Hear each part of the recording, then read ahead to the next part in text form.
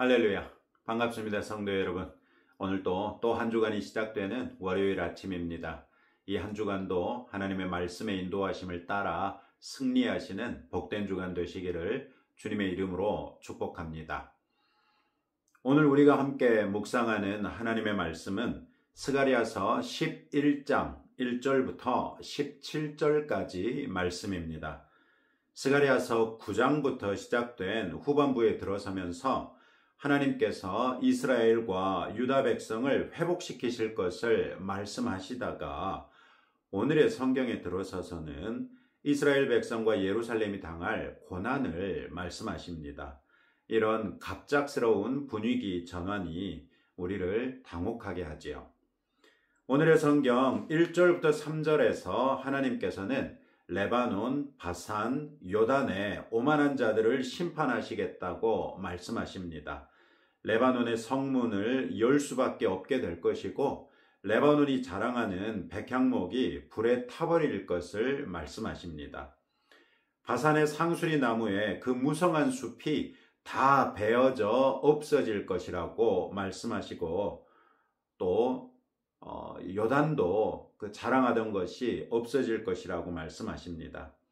우리는 자칫 레바논이나 바산, 요단 등이 이스라엘이 아니라 그의 대적들을 가리키는 것으로 오해할 수 있습니다. 그러나 바로 앞장 10장 10절에서 하나님께서 내가 그들을 애굽 땅에서 돌아오게 하며 그들을 아수르에서부터 모으며 길르앗 땅과 레바논으로 그들을 이끌어 가리니 그들이 거할 곳이 부족하리라 이렇게 말씀하신 적 있죠. 따라서 오늘의 성경이 말씀하고 있는 레바논, 바산, 요단은 특히 회복된 옛 북왕국 이스라엘에 속한 지파들이 거주할 곳으로 대표적으로 풍요로운 곳들을 가리킨다 이렇게 보는 것이 좋겠습니다. 그렇다면 1절부터 3절까지의 말씀은 11장부터 시작되는 다가올 고난에 대한 언급의 출발을 알리는 서곡이라고 말씀드릴 수 있겠습니다. 특히 하나님께서는 해당 지역의 대자연의 특산품들이 해를 당할 것을 말씀하심으로써 결국 사람들이 누리는 모든 풍요와 평안의 근원이 하나님 자신이라는 것을 밝히시지요. 이런 부분을 묵상할 때 우리는 자연스럽게 평화를 비롯하여 우리가 누리는 모든 것이 하나님께서 허락하신 것들이라는 것을 고백할 수 있어야 하겠죠. 겉으로 보기에는 우리의 수고에 대한 정당한 보수로 구입했거나 누리고 있는 것으로 보일지라도 그 한꺼풀을 들춰보면 하나님의 세밀한 손길이 있다는 것을 인정하실 수 있는 저와 여러분 되시기를 바랍니다. 그리고 그 하나님 앞에 겸손한 성도들이 되시기를 축복합니다. 4절 이하에서 하나님께서는 스가랴 선지자에게 너는 잡혀 죽을 양떼를 먹이라 이렇게 명하십니다. 그리고 7절에서 스가랴는 내가 잡혀 죽을 양떼를 먹이니 참으로 가련한 양들이라 이렇게 말합니다. 오늘의 성경에서 하나님의 명령과 스가랴의 순종이 호세아서에서의 경우처럼 실제로 일어난 것처럼 보이지는 않습니다. 스가랴의 환상 중에서만 일어난 것으로 보인다는 말씀입니다. 4절에서 6절에 보시면 하나님께서 스가랴 선지자에게 잡혀 죽을 양떼를 먹이라고 하시면서 사람들이 양떼를 사고 팔면서 다들 자기 이익만 생각하지 아무도 그 양떼를 향한 긍휼히 여기는 마음이 없다는 것을 지적하십니다. 그런데 더 놀라운 것은 하나님조차도 그런 긍휼한 마음이 이 양떼를 향해서는 보이지 않는다는 것입니다. 하나님께서 6절 말씀에 내가 다시는 이 땅 주민을 불쌍히 여기지 아니하고 그 사람들을 각각 그 이웃의 손과 임금의 손에 넘기리니 그들이 이 땅을 칠지라도 내가 그들의 손에서 건져내지 아니하리라 이렇게 선언하신 것이죠. 우리는 이 말씀을 통해 하나님께서 스가랴에게 먹이라고 말씀하신 잡혀 죽을 양떼가 사실은 포로 귀환 이후에 회복된 이스라엘과 유다라는 것을 알 수 있습니다. 하나님께서는 그 당시 성전을 재건하고 있던 포로 귀환자들을 독려하기 위해서 스가랴를 통해서 말씀하시는 중이시잖아요. 그런데 놀랍게도 그들에게 청천벽력 같은 선언을 하신 것입니다. 이런 일들은 포로 귀환자들 당대에 일어날 수도 있고 후대에 일어날 수도 있는 일이지만 장차 회복된 이스라엘 공동체가 겪게 될 고난을 말씀하시면서 하나님께서도 그들을 버리시는 듯한 말씀을 하신 것입니다. 회복된 이스라엘은 잡혀 죽을 양떼의 처지에 놓입니다. 그들을 사들인 자는 내 것이니 내 마음대로 해도 죄가 안 된다 라고 말하고, 그들을 팔았던 자들은 그들을 팔아서 돈을 벌었으니 됐다 이런 식입니다. 그런 양떼를 주인에게서 싹을 받고 돌보는 목자들이 그들을 불쌍히 여길 이유가 없겠지요. 그런데 하나님께서도 그들을 불쌍히 여기지 않으시고 이웃의 손과 임금의 손에 넘기시고 건져내지 않겠다고 말씀하십니다. 그러면 왜 스가랴에게 그런 양떼를 먹이라고 하시는 것일까요? 스가랴는 하나님의 말씀에 순종하여 잡혀 죽을 양떼를 위한 목자가 됩니다. 그는 막대기 둘을 취하여 하나는 은총이라 하고 다른 하나는 연합이라 하여 그 두 막대기를 가지고 양떼를 이끕니다. 한 달 동안에 주인들에게 싹을 받고 양떼를 돌보지만 그 양떼를 전혀 불쌍히 여기지 않았던 목자 셋을 제거해 버립니다. 피차에 서로 싫어했기 때문이죠. 그런데 9절에서 스가랴는 자기가 돌보던 양떼에게 내가 너희를 먹이지 아니하리라. 죽는 자는 죽는 대로, 망하는 자는 망하는 대로, 나머지는 서로 살을 먹는 대로 두리라. 이렇게 선언합니다. 왜 그렇습니까? 스가랴가 그 양떼들을 불쌍히 여기지 않던 새 목자를 제거했는데 그 일이 오히려 그 양떼들이 스가랴를 싫어하는 계기가 됐다는 것입니다. 그래서 스가랴가 그들을 바른 길로 끌고 갈지라도 양들이 말을 안 들으니까 그래 네 마음대로 죽어봐라 이렇게 이제 스가랴가 포기해버린 것입니다. 스가랴는 하나님의 명령에 따라서 은총과 연합으로 잡혀 죽을 양떼를 긍휼히 여기며 먹이고자 애썼습니다. 그런데도 양떼는 참 목자된 스가랴를 알아보지 못하고 그들을 전혀 불쌍히 여기지 않던 다른 새 목자를 없앴다는 이유로 스가랴를 싫어하게 된 것이지요. 이는 그들을 향하여 진실한 목자 되신 하나님을 버리고 우상들에 미혹돼 있고 그래서 옳고 그름을 분별하지 못하는 이스라엘 백성을 상징하는 것으로 보입니다. 누가 그들을 진정으로 사랑하는지조차 구분하지 못할 정도로 완전히 미혹된 백성에게 배척당하신 여호와 하나님의 모습을 보여줍니다. 그러니 어찌 하나님께서 그들에게 긍휼을 베푸시겠습니까? 스가랴는 은총이라는 막대기를 꺾어버려서 하나님께서 모든 백성과 세우신 언약을 폐하는 상징적인 행위를 하고 또 곧 이어서 연합이라는 막대기를 꺾어버려서 유다와 이스라엘의 형제의 의리를 끊어버리는 상징적인 행위를 보여줍니다. 그때서야 그나마 하나님의 말씀을 지키려던 가련한 양들이 하나님의 말씀이었다는 것을 깨닫게 됩니다. 이때 스가랴는 그들에게 너희가 좋게 여기거든 내 품삯을 내게 주고 그렇지 아니하거든 그만두라 이렇게 말하지요. 그리고 그들이 스가랴에게 내민 품삯은 당시 노예 한 명의 몸값에 지나지 않는 은 30개의 뿐이었습니다.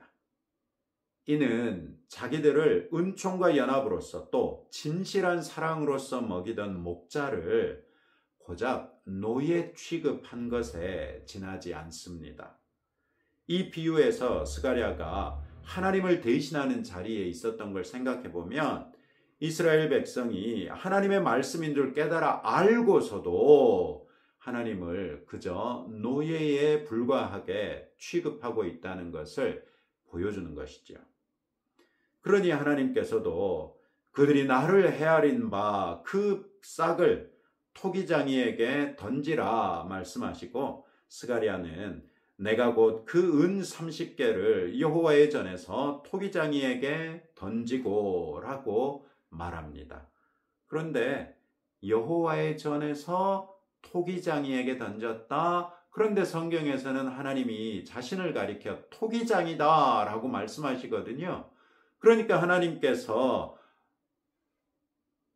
토기장이로서 내가 내 손에 들린 흙을 가지고 내 마음대로 하겠다 이런 것을 표현하신 것이죠. 놀라운 일은 여기에 등장하는 은 30개가 가룟 유다가 예수님을 팔아넘긴 값하고 똑같다는 것입니다. 즉 가룟 유다 역시 예수님을 그저 노예 중에 하나처럼 무가치하게 여기고 팔아넘겼다는 것입니다. 우리는 이 은 30개라는 가격을 통해서 오늘의 성경이 말씀하고 있는 회복된 이스라엘 공동체가 겪게 될 고난이 예수님이 오시기 직전에 일어날 일들이라는 것을 추측해 볼 수 있습니다. 스가랴 당시 이스라엘 공동체는 바벨론에서 돌아왔고 또 앞으로도 바벨론에서 돌아올 유다 사람들, 과거 아시리아 영토로 뿔뿔이 사로잡혀갔던 이스라엘 사람들도 돌아와서 이 공동체 안에서 회복될 것이라는 걸 알고 있죠. 그러나 역사의 흐름에 따라 이들 공동체는 헬라 제국의 지배를 거쳐 헬라 제국 이후에는 4개로 나뉜 왕국 중에 셀루시드 왕조의 지배하에서 끔찍한 고통을 당하다가 예수님 당시에는 로마 제국의 통치에 넘겨지게 됐죠. 이들은 다 4절 5절에 언급된 이스라엘 백성을 마치 잡혀죽을 양떼 취급하면서 잡아먹고 이득이나 취할 존재로 보는 자들과 마찬가지죠. 그런 중에도 하나님께서는 이스라엘 백성을 향한 언약을 기억하셔서 그들이 12지파가 연합하여 지낼 수 있도록 배려하셨습니다. 그런데 이스라엘 백성은 그것도 모른 채 자신들에 대한 통치가 이 왕조에서 저 왕조로 자꾸 넘겨지면서 자신들이 피폐해지는 것에만 불평하다가 그들의 참 목자 되신 하나님을 노예 취급하면서 모독한 것입니다. 그들은 급기야 예수님이 자신들을 구원하실 메시아로 오셨음에도 불구하고 그저 은 30개에 팔아 넘겨버릴 정도로 무지한 백성이 된 것이지요. 그러니 6절에서 하나님께서 그들을 더 이상 불쌍히 여기지도 구원하지도 않으시겠다고 선언하신다 해도 누가 하나님을 불의하다고 고발할 수 있겠습니까? 15절에서 하나님께서는 스가랴에게 너는 또 어리석은 목자의 기구들을 빼앗을지니라 이렇게 명하십니다. 우리는 이제 어리석은 목자가 이스라엘을 수탈하고 착취하며 곧 잡아먹어버릴 강력한 세속 왕권이라는 것을 알게 됐습니다. 하나님께서 그들의 기구들을 빼앗으라고 하십니다. 이는 세속 왕권들이 더 이상 이스라엘을 다스리지 못하게 하신다는 선언으로 보입니다. 이쯤에서 우리는 이스라엘의 은총의 서광이 비추는가 기대할 수 있죠. 그런데 16절에서 하나님께서는 보라 내가 한 목자를 이 땅에 일으키리니 이렇게 말씀하십니다. 이때까지만 해도 우리는 그러면 그렇지 하나님께서 이스라엘을 버리실 수 없지 새로운 목자를 이렇게 세우신다고 말씀하시잖아 하면서 우리는 이 목자가 예수님을 가리키는가 이렇게 생각하게 됩니다. 그런데 놀랍게도 이 목자는 없어진 자를 마음에 두지 아니하며 흩어진 자를 찾지 아니하며 상한 자를 고치지 아니하며 강건한 자를 먹이지 아니하고 오히려 살찐 자의 고기를 먹으며 또 그 굽을 찢으리라. 양의 굽을 찢어버리면 양이 어떻게 걸을 수 있겠어요? 그것을 통해서 감염돼 가지고 다리가 썩고 죽어나가게 되는 거거든요. 우리의 기대를 산산조각 내버리고 마시는 것이죠. 이스라엘 공동체에게는 설상가상의 비극이 더해지는 것입니다. 17절에서 하나님께서는 양떼를 버린 목자의 팔과 오른쪽 눈에 칼이 떨어져서 그의 팔이 아주 마르고 오른쪽 눈이 아주 멀어버릴 것이라고 말씀하십니다. 목자의 팔과 눈은 양떼를 위하여 기능할 때나 필요한 것인데 목자이면서도 양떼를 버려버렸으니 그의 팔이 무슨 소용이 있고 그의 눈이 무슨 소용이 있습니까? 하나님께서는 이스라엘을 버린 목자들을 이처럼 가차없이 심판하시겠다고 말씀하십니다. 그러나 그들에 대한 심판의 선언이 적어도 11장 안에서는 이스라엘 백성을 향한 긍휼과 은혜로 이어지지 않습니다. 은총과 연합이라는 막대기는 여전히 부러진 상태여서 어떤 목자도 그것을 사용하여 양떼를 이끌고 나갈 수 없습니다. 11장의 말씀은 우리에게 은총과 연합이라는 막대기가 아직 부러지지 않고 그것을 들고 우리를 이끌고 있는 목자가 있을 때 그 목자야말로 우리를 불쌍히 여기며 꼴을 찾아 우리를 이끄는 참된 목자라는 것을 분별하라, 이렇게 요구하고 있는 것이죠. 그 두 막대기가 부러진 다음에야 비로소 그 목자가 하나님이셨다는 것을 깨달아 알면 늦는다는 것입니다. 그때는 이미 우리의 마음이 심히 부패하여 하나님마저도 그저 노예와 다를 바 없이 취급하게 돼 하나님의 노여움만 확정시킬 뿐이라는 말입니다. 여러분들은 누가 여러분들을 진정 사랑하는지 분별하실 수 있습니까? 우리는 오늘의 성경을 통해 역설적으로 하나님의 사랑이 여전히 이 백성을 향해 작용하고 있다는 것을 발견할 수 있습니다. 바로 잠언 13장 24절 말씀, 매를 아끼는 자는 그의 자식을 미워함이라 자식을 사랑하는 자는 근실이 징계함이니라. 이 말씀 때문이지요. 사랑의 반대는 미움이 아니라고 했습니다. 무관심이라고 했습니다. 하나님의 관심에서 벗어난 자는 얼마나 불쌍합니까? 그러나 우리는 하나님의 사랑 안에 머물고 있기에 하나님께서 우리를 향해 말씀하시고 책망하시고 징계하시며 싸매시고 치유하시는 것 아니겠습니까? 우리를 향한 사랑을 끊임없이 쏟으시는 하나님을 만나실 수 있기를 바랍니다. 그리고 그분께 합당한 존중과 경배로서 하나님의 가치를 바로 볼 수 있기를 축복합니다. 그리하여 하나님의 은총 아래 주와 함께 연합하여 영원토록 하나님 나라의 시민으로서 살아갈 수 있기를 주님의 이름으로 축복합니다. 오늘도 이런 말씀을 붙들고 다음과 같이 함께 기도하겠습니다.